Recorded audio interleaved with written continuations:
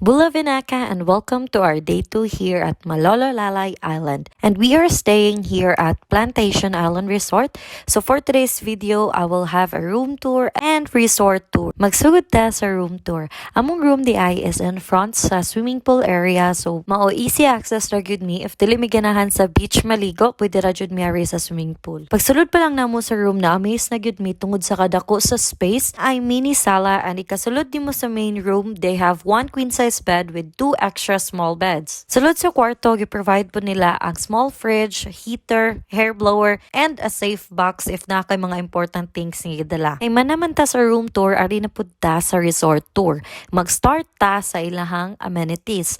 They have 5 swimming pools which is all free access, so depende na nimo kung asa ka ganahan maligo. 10 a.m. in the morning nga nang check out me kay mo man lang standard nga check out time dire. Sa check out na ka sa inyong room, you can still room around the island as long as you want. After na mo ni check out sa room, naglakaw-lakaw lang sa mi kay naguwat pa man pud mi moabot ang ferry nga sakyan namo para sa among next destination. First activity area nga among nagian while naglakaw-lakaw mi is kaning small Fijian village where the villagers conduct their activities about their culture and it's free to join. Pero wala na mi naka-appeal kay ang scheduled time sa ilang activities is time na pud namo para sa among biyahe. So napadayon mi og lakaw-lakaw anaabot mi sa tupad nga resort which is ang Lumani Resort. Ang naka-unique sa resort is naa sila age limit sa pwede ra maka-check-in sa ilaha. So if you are someone nga dili hilig og mga bata every outing, then that is the best place for you. So going back about Plantation Island Resort, daghan kag mabuhat diri kay daghan pod sila activities nga i-provide sa imuha. Naa sila bike for rent nga pwede nimo gamiton kung ganahan ka magtuyok-tuyok sa island. Dili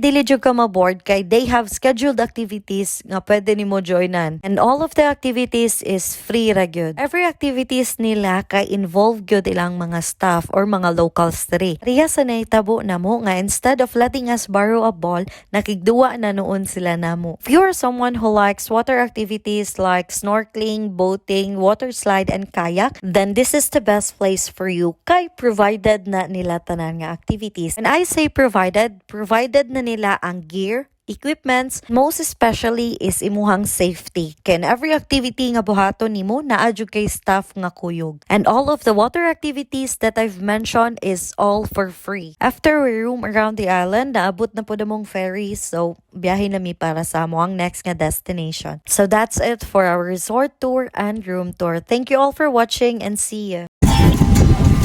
Oh,